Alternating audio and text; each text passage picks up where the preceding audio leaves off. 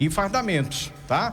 Além de contar com um excelente serviço em troféus e medalhas também personalizados, porque eles têm uma máquina de corte a laser tanto em acrílico quanto MDF. Então dá para fazer o desenho do seu troféu e das suas medalhas, tudo personalizado.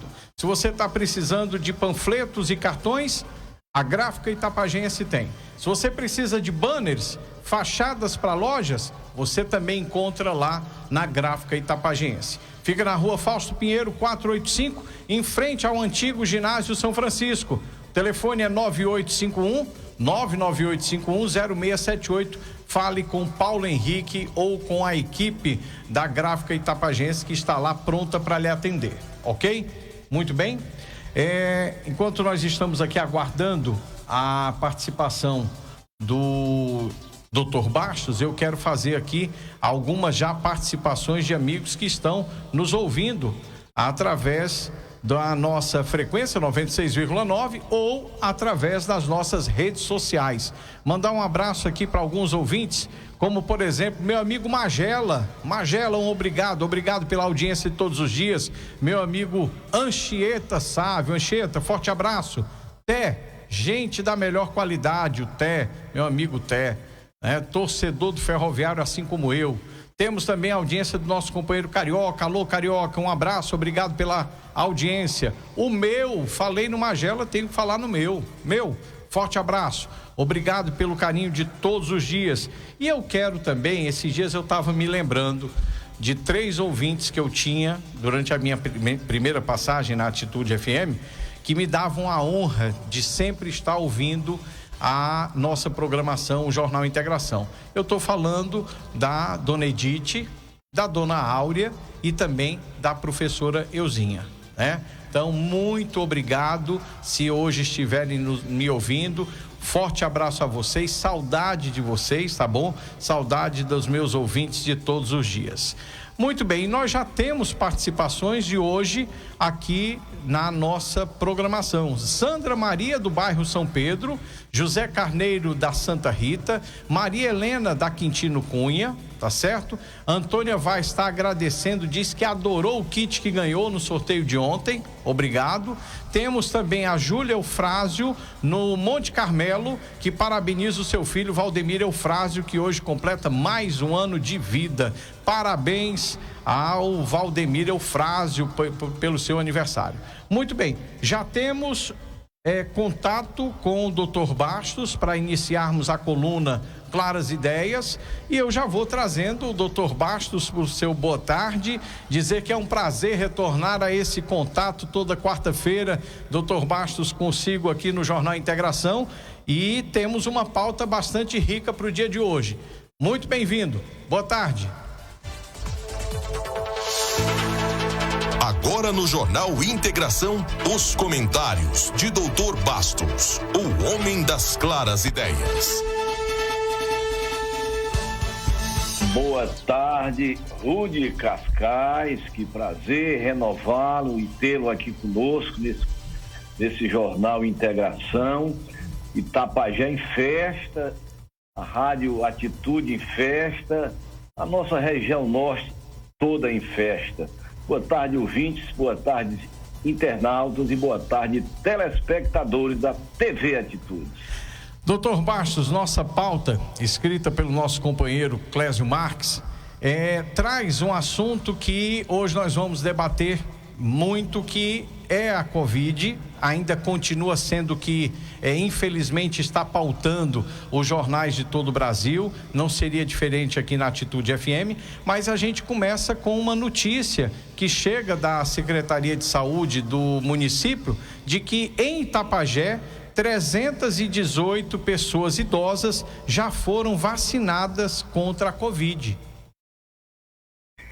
É uma estatística. Eu acredito que, não sei se conseguiu vacinar a totalidade, né, acima de 75 anos, até porque eu não tenho esse dado, mas o que a secretaria fez foi exatamente desempenhar muito bem a sua missão, né, das 600 e poucas doses de vacina foram aplicadas praticamente todas, 606, né? Dentre elas, 370 e poucas de pessoas idosas, que eu acho que deve ser acima de 75 anos. Isso, acima de 75. E as demais foram para as pessoas que trabalham na linha de frente da área de saúde. Eu acho que esse, antes de tudo, né, merece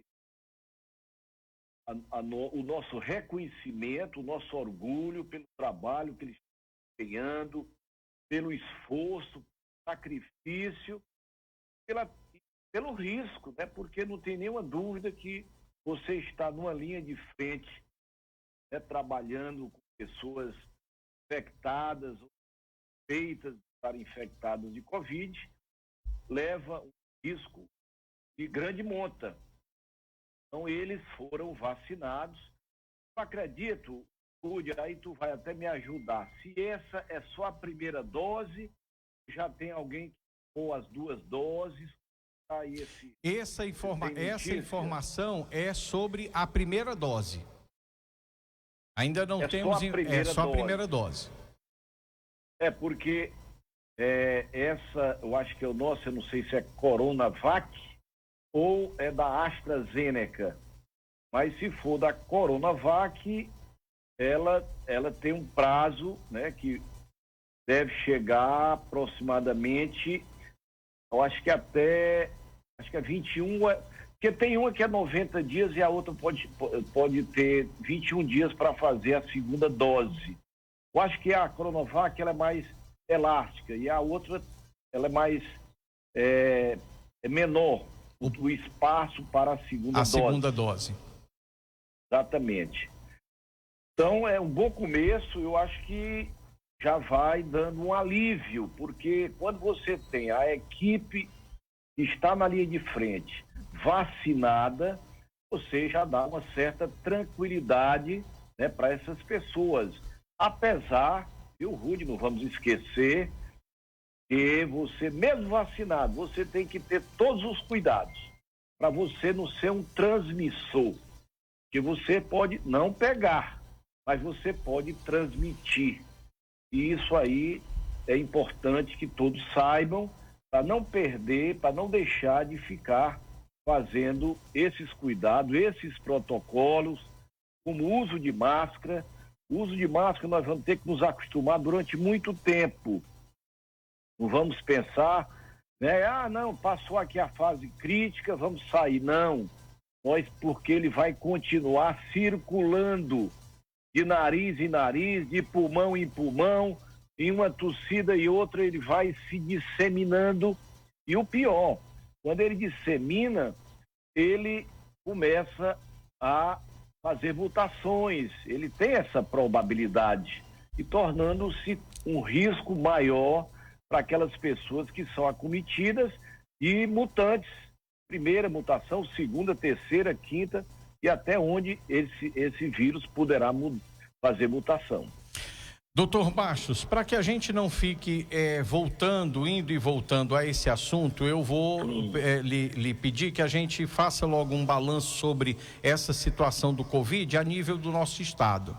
Até porque nós temos aqui algumas informações que são preocupantes, eu quero passar isso junto com o senhor para a nossa população ouvinte, a de como está a situação da Covid na nossa região. Tá? Por exemplo, aqui pertinho da gente, nós temos a cidade, pertinho que eu digo, é uma quilometragem razoável, Santa Quitéria. Santa Quitéria teve na 24 horas de segunda para terça-feira, teve 4 mortes por Covid.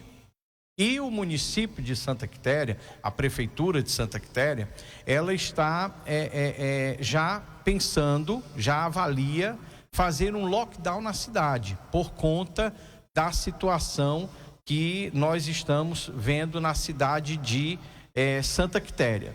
E aí eu vou lhe passar uma informação aqui, que me foi passada por uma fonte muito confiável. Nós temos, depois até na interna eu vou conversar com o senhor, nós temos 2 pessoas de Itapajé conhecidas que foram para o hospital Leonardo da Vinci, Fortaleza, estão precisando de atendimento e tem uma fila de espera de 500 pessoas lá. Então eu estou querendo que a gente comece, até nesse comecinho do seu pronunciamento, das suas opiniões, a gente falar sobre o que está acontecendo no interior do estado, em especial na nossa cidade, para que a gente possa realmente conscientizar as pessoas da importância de se seguir todas as normas orientadas pela OMS. Corretíssimo, Rudy, e não querendo ser alarmante ou fazer alarme, mas a situação merece um destaque e merece uma atenção diferenciada. E eu vou só citar aí o caso de Santa Quitéria, que durante o ano, eles tiveram, parece-me que 31 casos, de 31 mortes, durante esse período de março do ano passado até hoje. Desses 31, 8 foi só no mês de fevereiro. Só para você ter uma ideia da gravidade e do acentuamento da crise que nós estamos passando. Praticamente, quase 30% das mortes foram agora, nesse mês de fevereiro. Então, se você disser de janeiro até março de 2020, 23 morreram.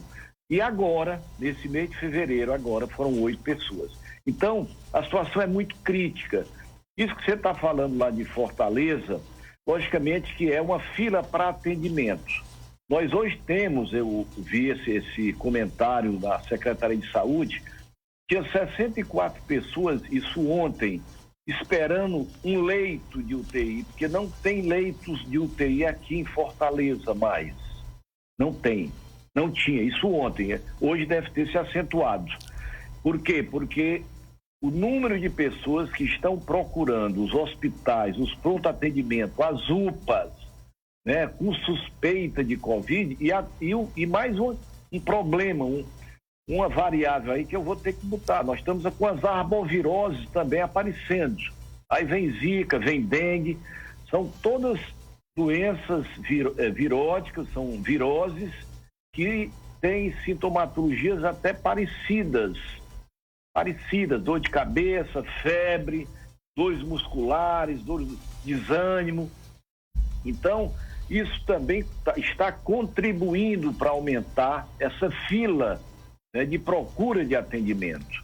Então, se vocês nos ouvirem e tiverem um pouco de bom senso e não tiverem naquela visão negacionista, dizer que isso não existe, que isso é conversa, vocês tenham muito cuidado, porque isto é uma realidade.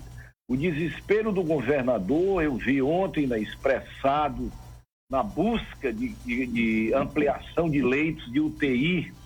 Só para você ter uma ideia, em maio de 2020, nós tínhamos 800, nós chegamos a 600, deixe-me ver aqui o número, nós chegamos a 600, aliás, a 900, nós chegamos a 960 pessoas internadas na UTI. Hoje nós estamos com 853. Hoje. Muito próximo, né? 853. Nós não chegamos no pico da segunda onda. O governador ontem fez um esforço sobre-humano. Ele quer chegar a 1.070 leitos que ele está conseguindo, ampliando em várias regiões. Ele está ampliando em Itapipoca, no São Camilo de Itapipoca. Conversei hoje com o doutor Demerval, que é vereador, irmão da secretária, e ele me falou que aumentaram 13 vagas de UTI aqui em Itapipoca, de ontem para hoje, e o governador quer aumentar mais 30. E lá em Itapipoca, depois eu volto a falar nesse assunto, tem uma solução que para o governo eu não vejo momentaneamente uma oportunidade melhor de aumentar esse número de leitos. Eu vou até falar logo, porque o assunto ele é muito pertinente. Lá em Itapipoca, a família Ferreira Gomes, aí Fitz e Aníbal Ferreira Gomes, há algum tempo, sei lá, 10, 15, 20 anos, ele está tentando fazer um hospital. E esse hospital foi concluído no ano atrasado, se eu não me engano, 2019, 2020, 2019. Foi concluído e está todo aparelhado. Mas sabe o que é que se encontra? Sabe o que é que está sendo feito com ele? Nada, está fechado. Fechado. É um quarteirão, né? O hospital é um quarteirão, é uma obra espetacular. Por que o governo do estado não ocupa esse espaço, gerando ali, não 50, 100, 200 leitos, né? Para atender esse momento crítico, porque você deve dizer assim, mas não dá mais tempo de fazer hospital. Mas nós já temos um hospital pronto em Itapipoca, pronto. Rude, se você mandar ou puder ter tiver a oportunidade de ir lá, você vai ver a surpresa.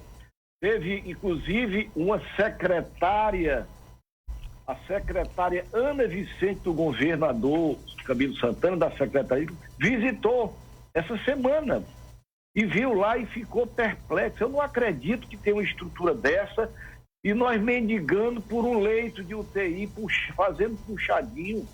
Então, eu acho que o governo estadual, conversando aí com o governo federal, porque a estrutura realmente é grande, é do porte desses grandes aí que o governador fez aí 4, né? O Cid. E agora o Camilo também está fazendo, né? Lá em Xaramubim e lá em Limoeiro do Norte. Mas o de Limoeiro deve concluir agora no meio do ano. Agora, esse de Itapipoca, é de uma fundação da família Ferreira Gomes, já está pronto. Então, isso mitigaria bastante o sofrimento e a angústia dessas pessoas que moram nessa região aqui, e aí podemos nos incluir, apesar de não fazermos parte, né, dessa DAS, que é a área isso, de Itapipoca. É, da área, exatamente, que seria uma área lá que a Itapipoca representa a coordenação, atenderia plenamente, porque nós somos lá para Caucaia, não é isso? Isso, nós somos de Caucaia. Mas veja só, doutor Bastos, a nossa região aqui, eu busquei aqui na internet como é que está a situação de cada uma dessas nossas cidades, segundo a Secretaria de Saúde do Estado do Ceará. E diz o seguinte: Itapajé,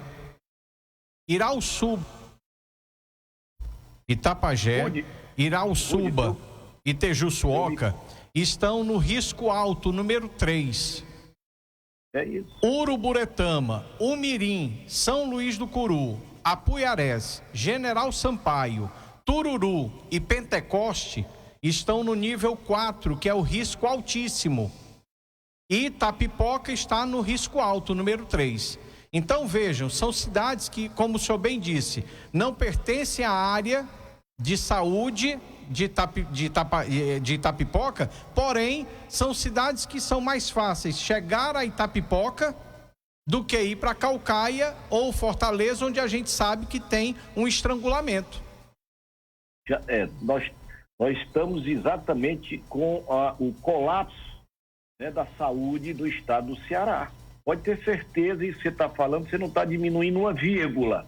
E essa área, o Mirim, Uruburetama, faz parte de Itapipoca. Isso. O Mirim, Itapipoca, eles fazem parte lá. O Uruburetama, com certeza. Tá certo? E tem outras, né? A gente sabe que tem outras cidades ali, a Montada, a gente sabe que naquela região ali tem Morrinhos, acho que Trairi é de lá, de Itapipoca. Trairi, né? Exatamente. E hoje, Rude, com a central de regulação de leitos, você pode distribuir, né? Faltou leito aqui em Fortaleza, em Itapipoca, manda para o Juazeiro, manda para Sobral. Isso você pode fazer essa regulação, o nome disso é regulação. Então, não era problema, era criação de novos leitos, oferecendo para a população uma estrutura pronta e acabada para começar a usar. Verdade. É só colocar os profissionais, sem nenhuma dúvida. Mas, Rudy, a situação realmente é preocupante, e aí é bom que a gente aqui repita a história dos protocolos, usem máscaras, saindo de casa para trabalhar ou para fazer qualquer coisa de máscara, não esqueçam. Se não estão preocupados com a vida de vocês, se preocupem com a vida dos outros, né? A história da consciência, da cidadania.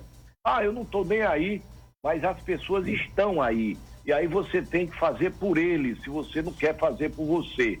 A história da lavar as mãos, a lavagem das mãos com sabão ou sabão, o que tiver, né, que seja, né, germicida, use imediatamente, todas as vezes que você entrar em contato, se puder usar o álcool gel e o distanciamento físico. Distanciamento físico é fundamental. Aproximou-se, você dá uma recuadazinha. Meu amigo, não leve a mal não, mas vamos manter esse distanciamento que é importante para você, mas é muito mais para mim. E façam isso. Vocês estão salvando a própria vida de vocês e deixando de levar para a família de vocês, porque às vezes tem um idoso, mas meu pai não sai de casa, mas eu saio e trago para casa. É verdade, é verdade. Eu saio e trago para casa o vírus. Eu trago o delivery do vírus, quem traz sou eu. Olha que coisa, né? Triste e lamentável. Então, se vocês não estão preocupados com vocês, se preocupem com os entes queridos de vocês, tios, avós, pai, mãe, irmãos, ou todos aqueles que merecem, né, o nosso carinho, o nosso respeito e a nossa consideração. Mas a situação, Rudy, realmente é muito crítica. E aí, o que é que precisa fazer? Primeiro, fazer esses cuidados. Segundo, esperar a vacinação. Graças a Deus, essa vacina tem dado resultados, né, compatíveis, né, com a eficácia e a segurança que eles, né, conseguiram demonstrar nesse pequeno espaço de tempo. Quando a gente vê falar na execução de na construção, na elaboração de uma vacina, isso demorar menos de um ano para começar a aplicar, a gente fica assim perplexo. Mas esse é o mundo que nós estamos vivendo. É o mundo da agilidade, da rapidez. Ou você faz as coisas rápidas, ou você já perdeu o time, já perdeu o tempo. Então, é importante que nós tenhamos essa consciência, não deixe de se vacinar. Porque eu ouvi falar isso e aquilo, conversa fake. A vacina, ela tem eficácia, ela é segura, e até hoje que já foram vacinadas, eu acho que é algo em torno de 20 milhões ou mais, eu acho que muito mais, né? Se juntar tudo no mundo, eu acho que dá 20 a 30 milhões de pessoas. Você acha que se você fizer uma estatística onde 20 a 30 milhões de pessoas são vacinadas e estão obtendo resultados, porque lá em Israel, que é o país que mais vacinou, Israel vacinou 60% da sua população e aproximadamente 45% já receberam a segunda dose. O que é que ocasionou isso? Isso já diminuiu, Rude, ouvintes, internautas e telespectadores, 80% dos internamentos e 86% das mortes por Covid. Isso é resultado, meu amigo. Isso não é conversa, não é brincadeira, não. Isso é resultado. E nós estamos vendo aí a nação, eu acho uma das mais inteligentes do mundo, que é Israel, e é um povo altamente consciente, né? E toma as iniciativas necessárias. Eles têm proatividade, são proativos, não esperam não. Eles fazem as coisas acontecerem. Agora, aqui a gente vai dizer como é, está faltando vacinas.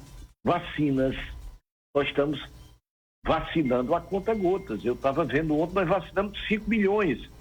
Ultrapassamos ontem à noite a marca de 6 milhões. Mas é irrisório. Mas tu imagina que nós temos 212. Verdade. Lá eles vacinaram 5, mas lá eles têm 9 só. Né? Sim. Eles têm 9 milhões de pessoas. A população de Israel é 9 milhões. Então, era como se nós tivéssemos vacinado aqui no Brasil, sabe quantos? 130 milhões de pessoas. É verdade. E nós vacinamos 6. Então, precisamos acelerar. Agora, todo mundo na calma, não precisa se desesperar. O momento é de calma. Se você precisar sair de casa, porque eu também reconheço que tem pessoas que precisam, né? Não ganham, não tem salário, não tem nada. Às vezes precisa sair. Usem as máscaras. Mantenham o distanciamento social, o distanciamento físico. Usem o álcool gel, tá certo? Para que vocês diminuam o risco de serem infectados por esse vírus. Porque se forem, aí vocês vão entrar em uma ciranda, em uma fila que eu não sei o que é que vai esperar-nos lá na frente. Eu não sei o que é que vai nos esperar lá na frente. Poderá ser uma fila com 60 pessoas esperando um leito ou 500 pessoas esperando uma consulta. Então, isso tudo é o que nós estamos vendo aí. Não adianta a gente querer tampar sol com peneira. Nós estamos vendo a realidade agora, com calma, com paciência, olhando para o céu, pedindo a Deus paz, pedindo a Deus força, coragem, para que nós possamos superar esse momento. E a outra notícia boa, o Rui deve falar mais tarde, é acerca do auxílio emergencial. Eu estou sabendo aí de uma última hora e me parece que vai ser um período mais elástico. Do que os 4 meses, né, que tinham sido anunciados. Exatamente. Eles estão conseguindo passar aí a PEC emergencial, que aí já diminui o risco, né, de um impeachment do presidente, se ele fizer ultrapassar ou quebrar a regra de ouro, a lei de responsabilidade fiscal, enfim, ele vai poder fazer alguns investimentos, que eu chamo isso investimentos de custo. Você está ajudando a sua população a sobreviver a uma catástrofe que nós, infelizmente, tivemos que enfrentar. Você não está gastando, você está investindo em vidas, em pessoas. Eu acho que isso, desde o começo, eu tenho defendido e, graças a Deus, esses presidentes do Senado e da Câmara que entraram agora são pessoas muito sensíveis, estão dando todo o apoio ao presidente para que ele possa fazer esse auxílio emergencial, pagar as pessoas que não podem sair e que precisam comer e que precisam se alimentar. Né? É o mínimo que nós que temos condições, poderíamos desejar a você que não tem um emprego, que não tem uma aposentadoria e, infelizmente, tem família para criar e precisa receber um pouco de recurso para conseguir tocar a vida. Doutor Bastos, para que a gente possa fazer um intervalo, eu queria ainda lhe perguntar sobre 2 assuntos dentro desse mesmo. Fazer mais 2 perguntas acerca do mesmo assunto. Primeiro, a declaração de ontem do governador Camilo Santana, que disse que tenta preservar empregos, mas que defende o objetivo maior, que é o de salvar vidas. A postura do governador Camilo Santana. E em seguida, eu queria que o senhor emendasse, para que a gente fosse para o intervalo comercial, com essa notícia que ontem à noite o Supremo decidiu que municípios, estados e municípios podem comprar as suas vacinas para que não esperem a chegada da vacina do governo federal, que está comprando, obviamente, para todo o Brasil. Então tem estados que precisam dessa ajuda do governo federal. Já tem outros estados que têm uma condição melhor financeiramente para poder comprar a sua própria vacina. Como é que o senhor viu essa declaração do governador e essa decisão do Supremo? Vamos por partes. Começando aí pela declaração do governador. No momento, eu acho que ele está coberto de razão. Eu, como médico, eu como conhecedor da situação que nós estamos passando, eu concordo plenamente que atitudes como estas têm que ser tomadas, porque se ele não fizer, e se amanhã, e com certeza acontecerá, esse número chegar a uma estatística impossível da nossa estrutura de saúde, que já está em colapso, né? Mas poderá chegar a piorar muito. Eu te dou só o exemplo lá de Manaus. Pessoas morrendo na porta do hospital, em cima de maca, dentro de ambulância. Então a gente tem que ver esse aspecto também. Esse aspecto tem que ser visualizado. Lógico que eu me preocupo com você que tem a sua biroscazinha, que precisa ganhar o seu dinheiro. Aí é outro viés, que aí eu acho que o governador deveria chamar esses microempresários, dar a mínima condição para que eles possam passar essa tempestade, essa tsunami que foi abatido sobre todos os brasileiros, mas de uma maneira muito mais forte, mais pesada, naquele pequeno, naquele menor, que não tem a menor condição de se proteger. Então, o governo federal, que já vai tomar essas medidas vão ser para 40 milhões de pessoas, pelo menos pelo que eu estou vendo, saiu da história de 10 milhões, de 7 milhões, para 40 milhões de pessoas, porque são muitas pessoas, são muitos irmãos brasileiros que estão precisando desse apoio. E o Estado também pode fazer, e o município, se tiver condições, também poderia fazer a sua pequena parcela. Eu sei que todos os municípios hoje estão arrancando os cabelos para sobreviver, para pagar as contas do passado. Mas a gente tem sempre que lembrar mais um pouco daquele que está sofrendo mais. Então, eu concordo com Sua Excelência, o governador do Estado. Nós precisamos realmente acochar um pouco mais, porque tem pessoas que estão fazendo direito, mas tem alguns que não estão nem aí.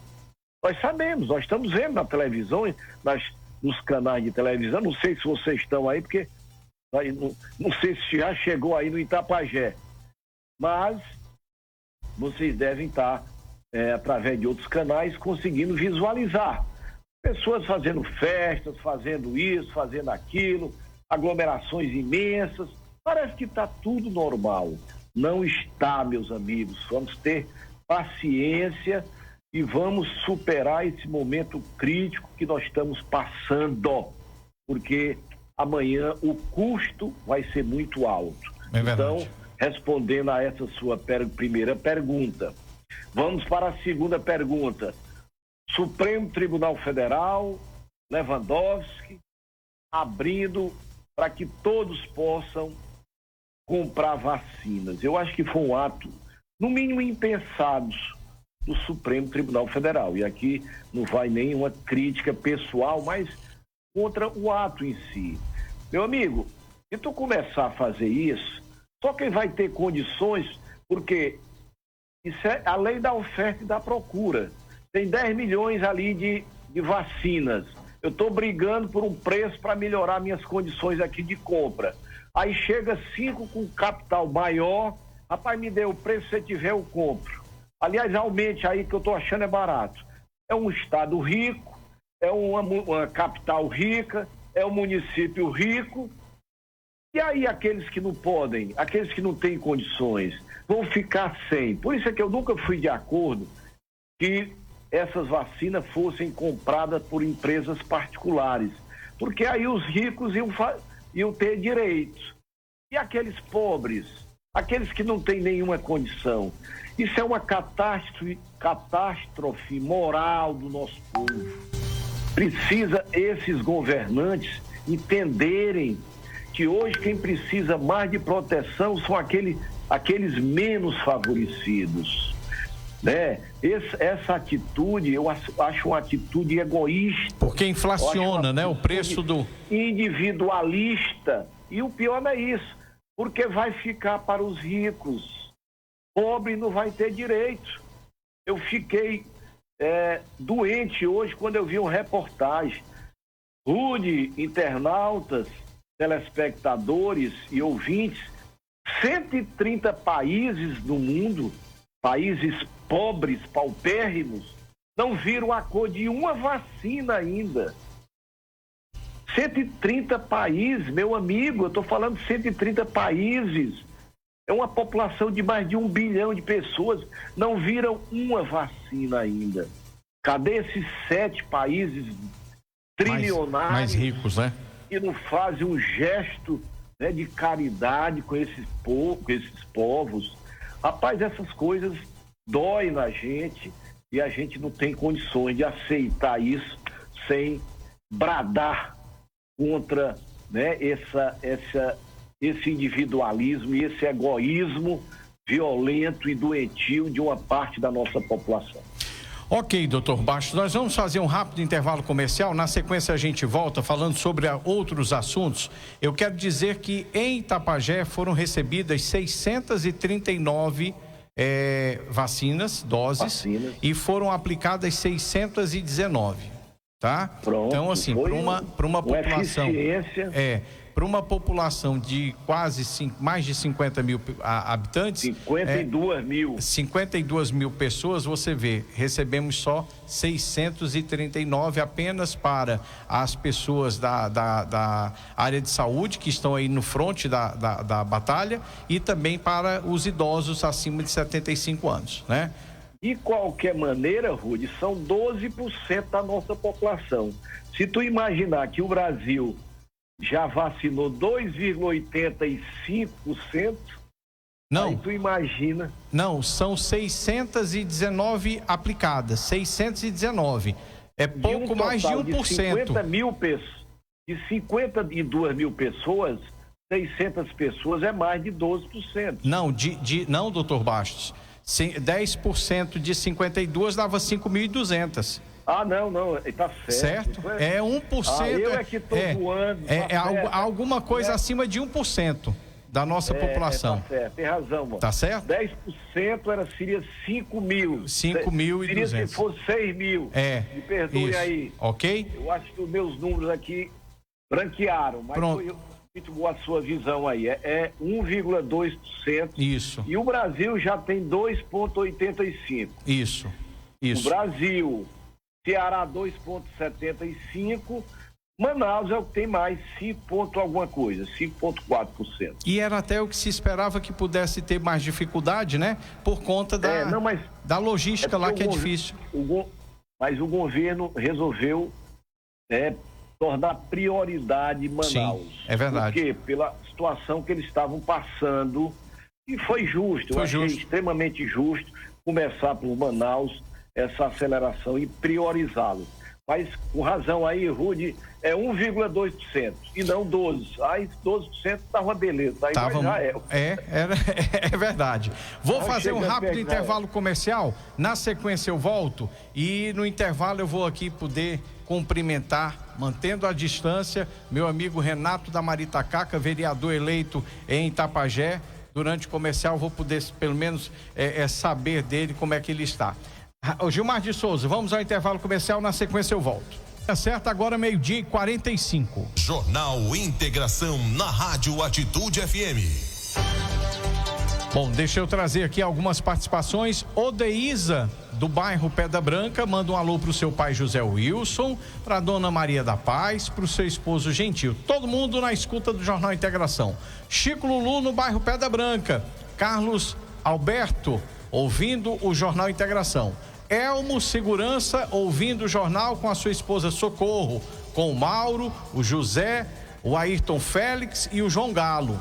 O Estênio do Barateiro comenta que ficou muito triste ao saber do falecimento do radialista e também político Iraguaçu Teixeira. É verdade, faleceu essa semana depois de uma luta muito grande contra o Covid. Sandra diz que continua faltando água no bairro Pedra Branca. Clenir Davi diz que gosta muito do Rude Cascais, está muito feliz com o retorno dele à emissora, obrigado. Frailson manda um alô pro Toinho, pra Cineide, pra Dona Lica e também pro Pompílio, todos ouvindo o Jornal Integração. José Carneiro está na nossa audiência, Josias do Camará, também ligado, Daniel do Jorge parabenizando o SAI pelo reabastecimento da água naquela localidade. Amanhã nós vamos falar sobre essa água lá do Jorge, tá certo? Daiana de Soledade participando do sorteio, Miriam e Nídia em São Joaquim, estão parabenizando a volta do Rude, muito obrigado. Suzy na rua Odilon Ferreira Gomes reclama que há 4 dias a rua está às escuras e pede a reposição das luminárias. E Dona Raimundira está muito feliz com o retorno do Rude Cascais. Vamos lá, no Facebook, José Lacerda, Jonas Costa, Lucilene Saraiva, Idalêmia Souza, Lulu Pereira, Daiana Cristina, João Paulo, Toinho do Paredão, Kátia Gomes. Será que é a minha amiga Kátia Gomes de Paracuru, rapaz? É capaz de ser. Rosimar Albuquerque, Gleice, Valdemir Eufrásio, Sebastião Gonçalves, Penha Monteiro, Grace Souza, Antônia Charlene, Joel Mamorim, Carlinha Mota, Edevaldo Magalhães, Matheus Brandão, Franzé Gonçalves, Patrícia Souza, Manuel Rodrigues, Cláudio Matias, Gilberto Ferreira, Pedro Silva Neto, Diego Mesquita, Maria Valdene, Marlúcia Mesquita Gomes, Marlina e Vilma Forte. Todos ouvindo o Jornal Integração. Branco, lá no Mundaú, de Uruburetama, também muito feliz com o Rude Cascais pela volta dele, muito obrigado. Tem também o Ramon reclamando de falta d'água no São Pedro e o Wagner reclamando que nas academias está havendo aglomerações, pessoas com máscara no pescoço, inclusive as recepcionistas, que segundo ele deveriam dar o exemplo. É verdade, Wagner, né? E aí a gente pede para que os proprietários de academia possam fazer a orientação das suas recepcionistas e, acima de tudo, ver como é que pode ser feito um atendimento para que não gere aglomerações, né? Para que as pessoas possam marcar as suas horas para irem fazer o seu exercício, a sua academia. É muito importante o trabalho das academias, mas como tudo, a gente precisa que seja feito com decência e sem aglomeração. Muito bem, doutor Bastos, nós tivemos aqui ontem, no Jornal Integração, recebemos o procurador do município de Itapajé, recebemos o assessor jurídico da Prefeitura de Itapajé, recebemos a diretora executiva da Capese, juntamente com a presidente do conselho da Capese, e tivemos também a grata surpresa da própria prefeita Gorete Caetano se fazer presente aqui para que a gente pudesse falar um pouco sobre a Capese. Capese que hoje tem uma situação que precisa ser resolvida. Vamos lá. Nós estamos desde 2014 sem a certidão de regularidade previdenciária, que é a chamada CRP, que impede o município de receber alguns recursos federais. Então, por conta disso, foi feito um levantamento que até então a Capese não tinha essa informação, tá certo? Onde foram encontradas, vamos dizer assim, 9 irregularidades. Dessas 9 irregularidades, para que fosse emitida essa CRP, o município era responsável por 2 e está tentando resolver já de imediato essa situação. Quais são as 2 pendências que dependem do município? Tem um valor que não pode entrar no parcelamento, que é um valor de 537 mil, não pode parcelar, tem que pagar de imediato. A prefeita Gorete Caetano fez toda um trabalho de contenção de despesas, já tem parte desse dinheiro e já se compromete a fazer o pagamento desses 537 mil integral. A outra parte trata-se do parcelamento de 7.211.000 reais. Muito bem, esse parcelamento deve já chegar hoje na Câmara para ser apresentado o pedido de permissão para se fazer o parcelamento. Muito bem, só que existem 7 pontos para que sejam resolvidos, para que seja emitida a certidão de regularidade previdenciária, que são de responsabilidade da Capese. Então, ontem nós fizemos aqui um programa para que a gente ouvisse essa informação da prefeitura e trouxemos também a Capese para que ela pudesse se manifestar. E já se colocaram de pronto para que essa solução aconteça, para que todos esses pontos sejam resolvidos e que o município possa ter essa certidão. Então, a situação é essa, em palavras gerais, e eu queria que o senhor me falasse, comentasse acerca de, mais uma vez, a gente entrar um ano falando sobre dívida da Capese. Pois é, rapaz, há quantos anos a gente faz a mesma coisa, né? Só com você aí, entre tá dentro e tá fora 10 anos, né? Praticamente. É verdade. Você chegou, e eu acho que nenhum dos meses nós deixamos de falar em Capese. Não toda semana, mas pelo menos no mês, uma vez por mês, esse assunto vinha à baila, era assunto do dia. Mas fico feliz, o Rudy, pela boa vontade, né, do município em querer resolver. Esse problema não era para ter existido nunca. Por quê? Porque o governo tem que ter a responsabilidade, o governo municipal teria que ter a responsabilidade de fazer os recolhimentos patronais obrigatórios e não poderia mexer em pensamento nenhum no recolhimento do próprio funcionário. Eu acho que é esse que é obrigatório pagar logo, porque esse dinheiro foi usado indevidamente, na minha visão aqui.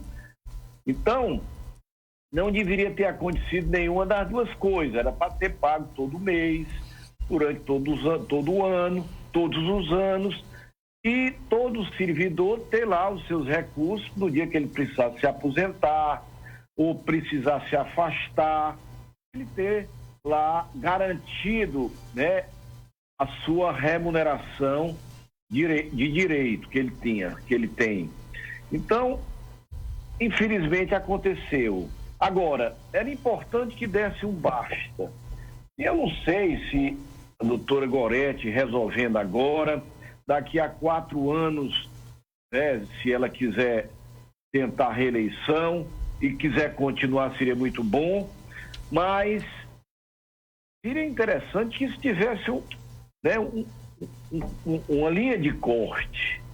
Prefeito nenhum não poderia deixar de pagar a Capese, como não pode deixar de recolher, né, na época o INSS, porque o governo parava os repasses federais, né, FPM, FPE, o que fizesse.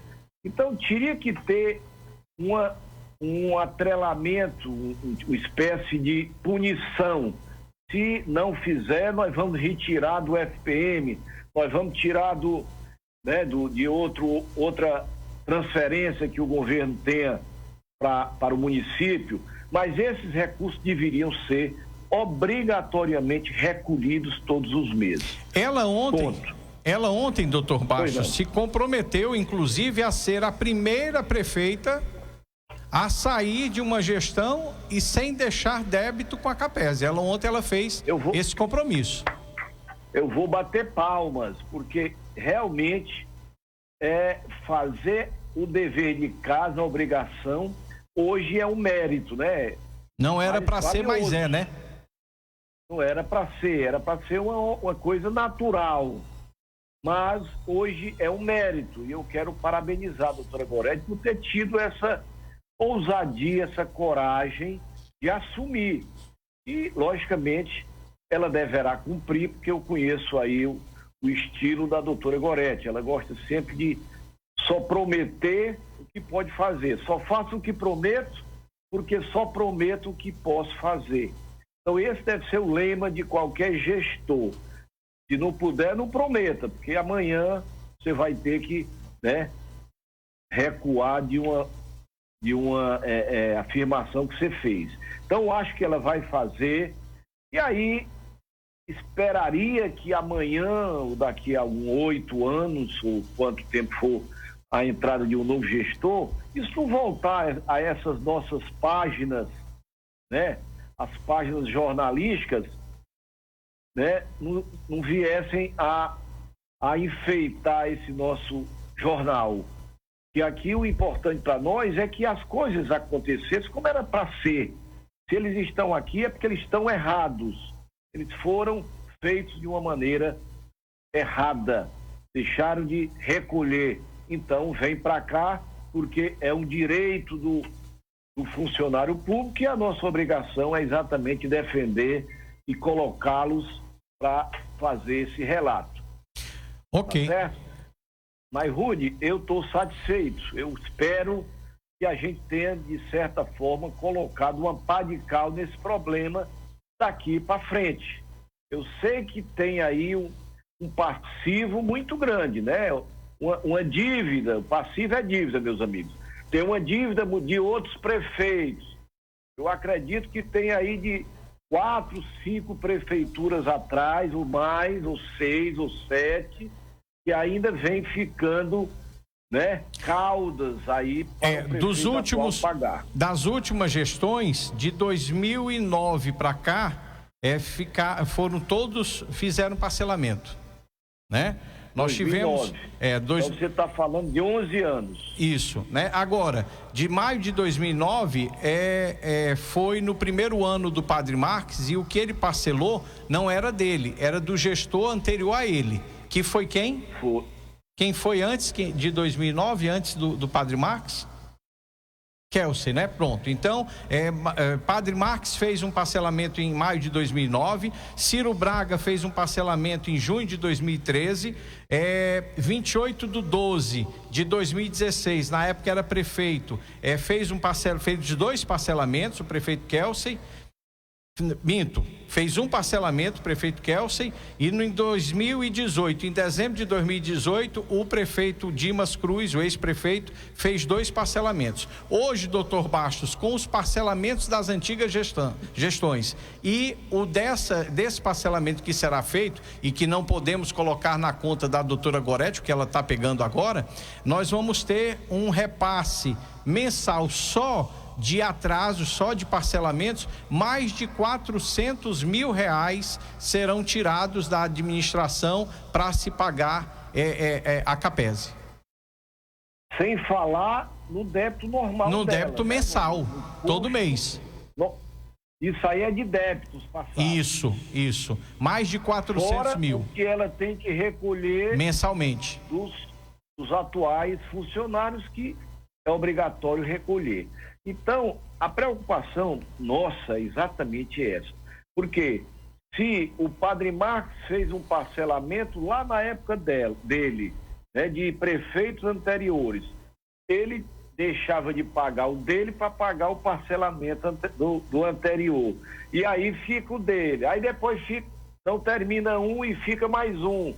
E aí nós estamos vendo essa bola de neve gigantesca. O menor parcelamento, para que a gente possa ser justo, o menor parcelamento que foi feito de uma administração foi o do próprio Padre Marques, que foi feito em junho pelo Ciro Braga, ex-prefeito Ciro Braga, e é a menor parcela, R$1.000, R$1.327. As outras têm parcela de quase R$163 mil, né? Só para ter uma noção. E eu acredito até que tenha sido o último mês do Padre Marcos, que às vezes fica para o outro mesmo, né? O último dezembro, né? Porque R$1.000 realmente é uma coisa insignificante. Não, mas foi feito em 240 meses. 240 mil reais. Né? Mais ou menos isso. Eu acredito que tenha sido novembro, dezembro, talvez, né? Perfeito. Alguma coisa assim, coisa assim. Pois é, mas a gente lamenta profundamente e esperamos que a doutora Gorete realmente tenha, né, dinheiro para isso, não é só coragem, não, tem que ter dinheiro, que 400 mil, né, em uma receita de um município pobre, viver num momento crítico como nós estamos atravessando, não é fácil. Não é fácil você tirar 400 mil todo mês para pagar débitos anteriores, quando você poderia estar comprando remédio, poderia estar melhorando seu setor de transporte, a sua logística do seu município, comprando equipamentos para educação, como, né, notebooks, ou como tablet, ou coisas parecidas, está pagando uma dívida de 6, 7, 8 prefeitos anteriores.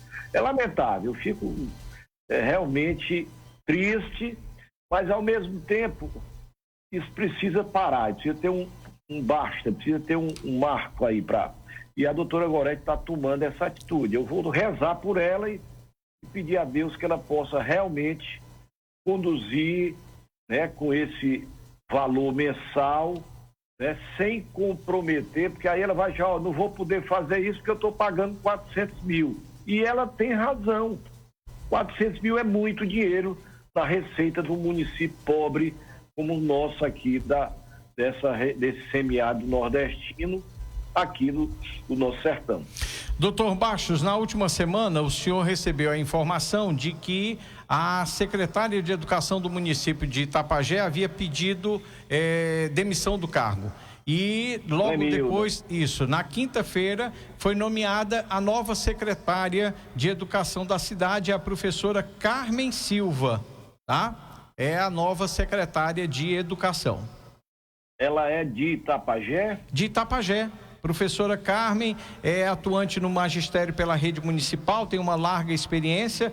Ela é Carmen Silva Matos Bastos. Nossa parenta. Oi. Eu devo conhecê-la, com certeza, mas não estou aqui. Se eu não me engano, eu vou pedir aqui ajuda ao meu amigo que continua nos ouvindo aqui, o Renato Tamari Takaka. Eu acho que é a esposa do Cati César, né? É a esposa do Cati César.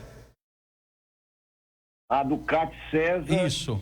Filho do Israel. Isso. Então sei quem é. Certo? Ok. Tá certo, é interessante. Ela é parenta nossa mesmo, da família Bastos, e esposa de um amigo nosso. Cati é um amigo, né, do peito, e vamos torcer para que ela faça uma boa gestão, né, conduza aí com muita competência. E é uma área vital para o município, uma área vital para cada um dos estudantes aí do município.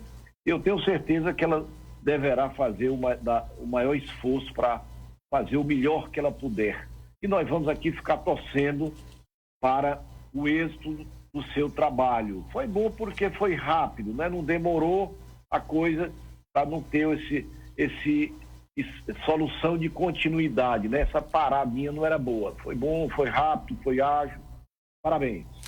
Doutor Bastos, nós temos ainda 3 assuntos aqui na nossa pauta e eu queria lhe perguntar, a gente já deu uma pequena entrada a respeito do auxílio emergencial, mas é importante que eu lhe faça uma pergunta acerca desse assunto. Há uma informação, e talvez o senhor possa ter até informações mais precisas do que as que eu tenho, de que o governo federal ele sugeriu tirar recursos da educação e da saúde para que pudesse ser feito essa PEC, a continuidade da PEC que implementou o auxílio emergencial. O senador Cid Gomes, ele deu uma declaração dizendo que é totalmente contra a retirada de dinheiro da educação e da saúde para esse fim. Como é que o senhor analisa essa informação, ou se o senhor tem uma outra informação mais precisa? Sem dúvida, Rude. Bom, você falou Cati César e eu acho que eu pensei Cati Jorge. Eu acho que eu fiz aí uma confusão. Me perdoe se eu tiver feito. Agora eu também fui... Cati César, eu acho que não era o Cati Jorge. Não é o Cati Jorge. É o Cati César. Pronto. Mas não são parentes? Eu confesso que não são parentes. Eu Pronto, pensei então só... Eu é que me equivoquei. Você falou Cati, eu tinha na cabeça só um Cati. Foi isso que me levou à confusão também, né? O fato de ser Cati. Depois, quando ela estiver fazendo aí uma entrevista aí na Rádio Atitude, a gente vai conhecer melhor e eu vou torcer por ela de qualquer maneira, porque isso é bom para Itapajé. É o Cati César que trabalha no fórum, me informam aqui. Do fórum, né? Isso. Pois então seja feliz e tenha muito êxito. Bom, voltando aqui para o nosso senador Cid Gomes. A história da educação é a história da vinculação. eu não sei se o objetivo maior é tirar dinheiro daqui ou dacolá. O que eles estão querendo fazer é desvincular. 95% dos recursos da União, eles são vinculados. Então, o governo hoje tem 5%. Digamos, se o governo federal arrecadar R$100, R$95 já estaria comprometidos com gastos que nós chamamos vinculados. E ficaria apenas R$5 a disponibilidade para o governo fazer as alterações, os investimentos, o que for preciso, ele teria apenas 5% da receita. E isso, todo o governo, né, isso foi feito depois da Constituinte de 2018, né, exatamente por quê? Porque ela obrigou a todo estado e município vincular 25% das suas receitas e na área da saúde 15% estado e 12% município, obrigatoriamente ele tem que aplicar. Embora tem alguns que aplicam 40% na educação e 15% ou 20% da saúde. Então, mas o mínimo é esses 2%, esses 3% que eu acabo de citar. Essa mudança aí vai desobrigar de ter esse número, esses 25%. Aí o governo teria, por exemplo, era 50% vinculados, que é a história da Previdência e tal, mas ficaria com 45% para ele mexer, para ele fazer, né, o remanejamento. E, logicamente, o Cid é um homem inteligente, já foi governador, e ele sabe muito bem que, às vezes, os políticos, eles usam, né, desse expediente, dessa flexibilidade, né, dessa facilidade para fazer desvios para... Rapaz, vou fazer uma obra aqui, é um aquário, é uma coisa... Eles vão fazer uma coisa que, às vezes, tá certo? E, muitas vezes, você diminui o dinheiro da educação. Então, isso para o Cid e para nós também, achamos que é um dinheiro... Dinheiro jamais poderia ser sagrado, mas é obrigatório, vamos chamar, porque sagrado só Deus. Eu vou chamar de obrigatório. Saúde e educação é obrigatório, né? Poderia pensar até em aumentar a vinculação, mas diminuir jamais, ou tirar, nós ficaríamos receosos. O Cid tem receio, eu também ficaria receoso, porque tem... Pois não, Rúdio, você quer falar? Não, eu iria... me lembrei aqui do senhor falando do ministro Magri, né? Ele usava uns termos que não existia, né? Imexível, né? Pois é uma palavra, não é do nosso dicionário, mas que se incorporou. Seria imexível. Rogério Magri, ex-ministro do Trabalho. Isso. Né? Tá certo, o Rúdio. Pois é, ele seria imexível. Mas alguns presidentes acham que é um direito, mas nós sabemos que amanhã poderá chegar um piradinho. Rapaz, a educação não é importante não, rapaz. Vamos fazer aqui, trazer tudo com estradas aqui, que o país está precisando de estrada. E desvia, e aí fica a educação aí a ver navios. Então, por isso aí, eu até comungo com essa preocupação do Cid, que a gente deveria ter uma amarração maior. Alguns governantes menos comprometidos com essas duas áreas vitais para qualquer gestão, que é educação e saúde, não, né, remanejarem recursos imprescindíveis, necessários e imexíveis da saúde e da educação. Então, nesse aspecto aí, eu vou dar esse apoio ao nosso ex-governador e atual senador Cid Gomes, porque eu também me preocupo. Às vezes tem governantes que não têm essa visão para essas duas áreas que, no nosso modo de ver, são as principais de qualquer gestão. Muito bem, doutor Bastos, eu tenho aqui, vou deixar na opção do senhor escolher, eu tenho aqui 2 assuntos para a gente tratar. A respeito do governo do estado do Ceará, que está prometendo 11 novas delegacias, Itapajé está ficando de fora, né? Infelizmente. E temos também que falar a respeito de sexta-feira que vem, nós vamos estar recebendo no estado do Ceará, possivelmente, o presidente da República, Jair Bolsonaro. Eu faço o intervalo comercial ou o senhor quer comentar agora? Eu acho que vamos concluir, né?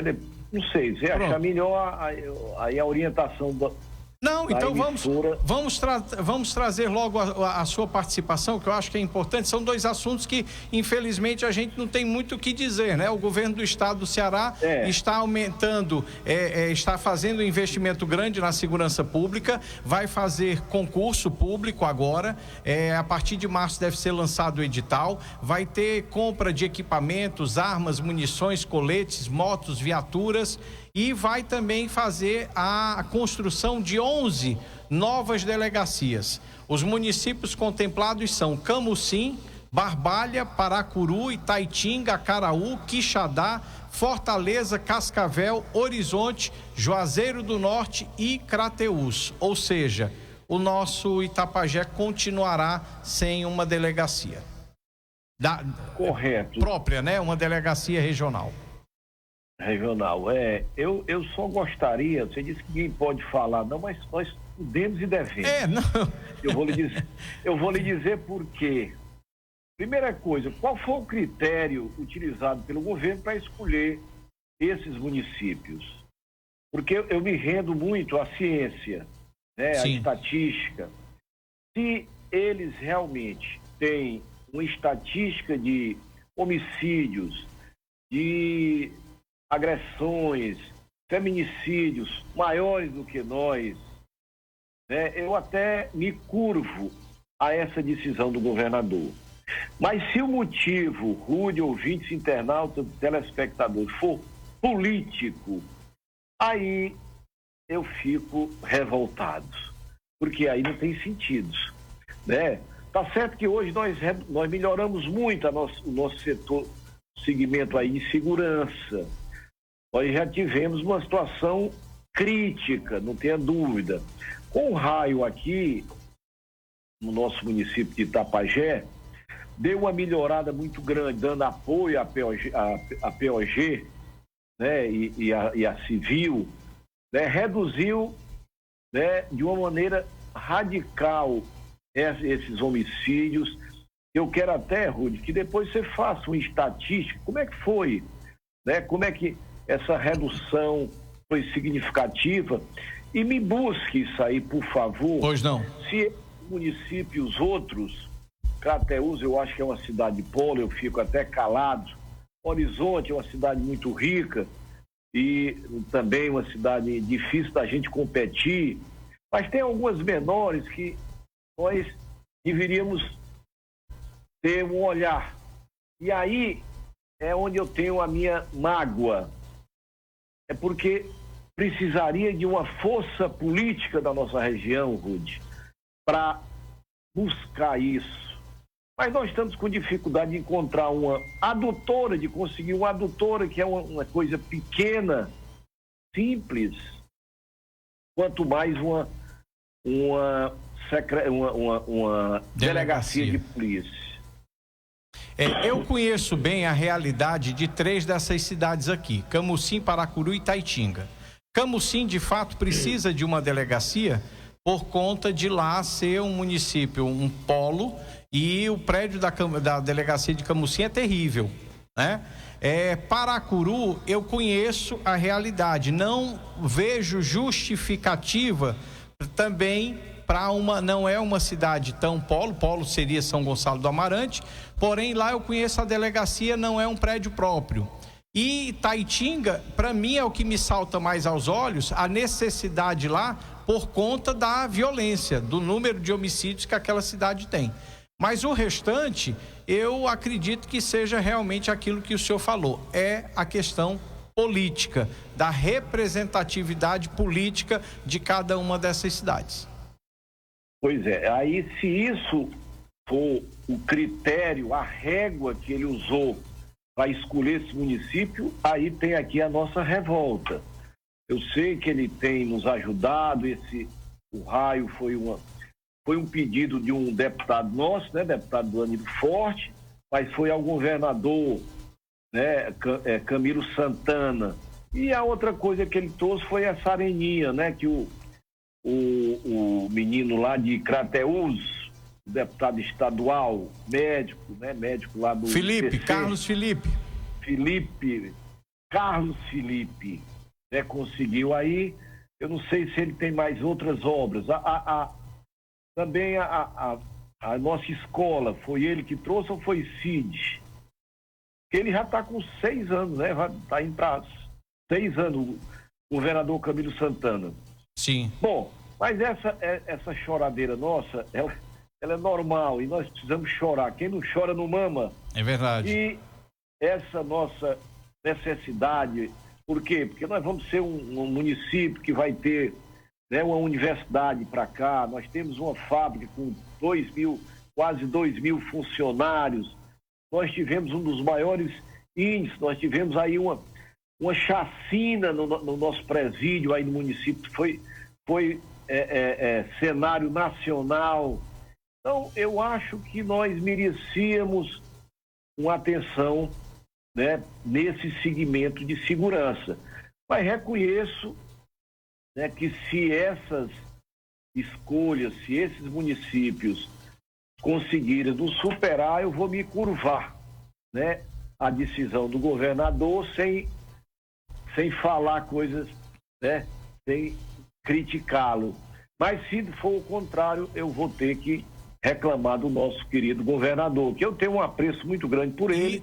Eu vejo nele um gestor equilibrado, fez muito pelo Ceará, está fazendo um trabalho, na minha maneira de ver, um bom trabalho, não vou dizer modelar nem lapidar, mas fazendo um bom trabalho no momento crítico, no momento de crise. Mas nós somos Itapajé antes, né, antes dos mais. É verdade. Vamos brigar pelo nosso município. E eu acho que nós mereceríamos, né, ou mereceremos brevemente uma delegacia de polícia no nosso município. E um detalhe importante, que a gente está no ano de véspera de eleições estaduais, e eleições em que a gente pode escolher melhor um pouco os nossos representantes na Assembleia Legislativa. A gente sabe que a votação de deputado estadual aqui foi muito pulverizada, e mesmo aqueles que foram bem aquinhoados com votos, a gente sabe que a gente precisa cobrar também desses deputados, que possam representar de forma mais forte, mais eficaz, a cidade de Itapajé, que possam solicitar, brigar por no bom sentido, é claro, por essas reivindicações que a população tem. Então, meu amigo ouvinte, minha amiga ouvinte, se você tem o seu deputado estadual que você votou, procure o seu deputado, cobre o seu deputado, para que ele possa realmente estar atento às demandas do nosso município, para que num momento como esse, em que a Secretaria de Segurança Pública ou qualquer outra secretaria vai fazer uma ação no estado de implementar alguns equipamentos nas cidades, que o Itapajé possa ser visto, possa ser lembrado, né? Corretíssimo, né? É essa nossa fala que precisa sempre ser replicada e refeita aqui na nossa emissora Rádio Atitude FM. Bom, doutor Bastos, antes da gente trazer o último assunto, eu quero dizer que o professor Tarcísio Ferreira está nos auxiliando. Mandar um abraço pro professor Tarcísio, saudade dele, rapaz, das nossas conversas, dos nossos bate-papos. Ele está aqui nos informando que a nova secretária de Educação é filha do seu Aureliano, que trabalhava na praça, no centro de Itapajé. Ela é uma professora com uma vasta experiência na educação de Itapajé e é esposa do Cati César, que é irmão do Cati Jorge. Então... Perfeito, agora fechou, certo? Fechou o ciclo, né? Bacana, obrigado, Tarcísio é um estudioso, é um homem que ama o Itapajé e é muito ouvi-lo sempre, porque ele só fala o que é bom para o nosso município. É verdade. Obrigado, Tarcísio. Bom, doutor Bastos, última pauta, visita de Bolsonaro ao Ceará, está marcado para a próxima sexta-feira. Na última segunda-feira eu tive aqui a participação do deputado Danilo Forte, quando ele falou a respeito dessa vinda do presidente, onde ele estaria visitando 3 obras no estado do Ceará, obras que estavam inacabadas e que estão retomando as suas atividades, e ele deveria fazer um sobrevoo sobre a BR-222 no trecho de Umirim, naquela variante que prevê a retirada do trânsito de dentro da cidade de Umirim. E o deputado Danilo Forte, que obviamente vai acompanhar a visita do presidente, vai estar junto dele, eles que vão fazer visitas em Fortaleza, Caucaia, Horizonte e Tianguá, tá certo? Lá na BR-222, no trecho também de Tianguá. Logicamente que o presidente, ele gosta de fazer essas visitas necessárias, até para averiguar, vem com o ministro de Infraestrutura, o Tarcísio Freitas. Eu reputo o melhor ministro hoje do governo Bolsonaro, chama-se Tarcísio Freitas. Esse cara é fantástico, é o cara que não fala, mas faz. Você olha para ele, ele já está executando. Quando ele pensa, ele já começa a executar. E se ele disser que vai fazer essa obra aí, que está com quantos anos, desde a era Dilma, foi na época da Dilma, eu me lembro que o Danilo, houve até um movimento quando a situação estava intransponível à nossa cidade, eu chamava de rally, Itapajé, Fortaleza e Itapajé, era um rally. E o Danilo conseguiu trazer o general, presidente do DENIT, rapaz. Eu me lembro, eu tomei café com ele aí na churrascaria. Foi um momento histórico. Danilo trouxe o general, que eu aqui não lembro dele, mas uma pessoa bem afável, e ele iniciou essa reforma da nossa BR-222, acabando exatamente a curva da morte. Isso para nós, sinceramente, deu assim um ânimo e uma alegria muito grande, nós que eu fazia, porque antigamente eu fazia mais viagens, estou praticamente com um ano que não vou a Itapajé, mas vocês que estão fazendo, com certeza, estão se beneficiando dessa estrada. Mas ficaram faltando 2 trechos. A dos Frios, a curva dos Frios, o S dos Frios, eu perdi, inclusive, naquela passagem de nível, o tio Chico Bastos, que é pai do doutor Ari Bastos, doutor Otton Bastos, doutor Hélio Bastos, doutor Gustavo Bastos, de saudosa memória. Ele morreu exatamente naquela passagem de nível ali nos Frios. E nós iríamos acabar com essa passagem de nível e criar uma reta, Ali também o Copita, que era um rapaz que trabalhava aqui na usina de algodão, ele teve um acidente bem ali, veio a falecer, e está com uns 30 anos aproximadamente. Mas muitas pessoas morreram ali. Então nós vamos ter esses 2 pontos críticos, sendo concluídos, porque é lamentável há quanto tempo faltando poucos recursos. Na época era 5 milhões, agora já deve ter 10 milhões para concluir esse pequeno trecho ali de pouco mais de 500 ou 600 metros na curva dos Frios. E o outro é um pouco maior, que é o desvio lá do Mirim, importantíssimo para evitar acidentes, e é um polo de crescimento para o Mirim, porque quando a cidade vai para lá, a tendência, quando a passagem da rodovia, a cidade começa a crescer naquela direção. Então, vai ser importante e vamos torcer para que ele realmente venha. E se ele não puder vir, as obras iniciando já é um grande começo, Rúdio, porque nós estamos sonhando com essa estrada totalmente concluída. E aquele início ali de Fortaleza, que é a duplicação até a rotatória do Pecém, do porto do Pecém, também seria importantíssimo que ele concluísse para que a nossa BR-222, além de reduzir o seu tamanho, reduziria bastante os pontos críticos para que cada um de nós, todos nós, passássemos com um risco bem menor de termos um acidente ou coisas parecidas. Ok, doutor Bastos. Ok, doutor Bastos. Encerramos assim a nossa pauta. Só vou colocar aqui as participações dos nossos ouvintes. Mandar um abraço para o Carlos Antônio, taxista, que está nos ouvindo. Dizer que o Fernando Mota está me informando aqui que a dona Zélia Mota está ouvindo o nosso jornal, está gostando muito dos seus comentários. Um abraço para a nossa primeira deputada mulher do estado do Ceará. É verdade, é verdade. Zélia Mota foi a primeira deputada. Ela é um marco no Ceará e tinha poucas no Brasil e ela era uma delas, viu? Pronto. E pro Ceará ela foi a primeira. Um abraço para nossa querida ex-deputada Zélia Mota. Tenho também a participação da doutora Gorete Caetano, manda aqui uma informação pra gente, dizendo: Rude, o Colégio das Bombas, que foi entregue em outubro, caiu uma parte do telhado. Já mandei o engenheiro e a secretária de Educação, a Carmen, olhar essa situação. Vamos cobrar da construtora uma obra recém-concluída que entregaram em outubro para que faça o serviço de restauração. Então, tá aí a participação, agradecer a audiência da prefeita, né?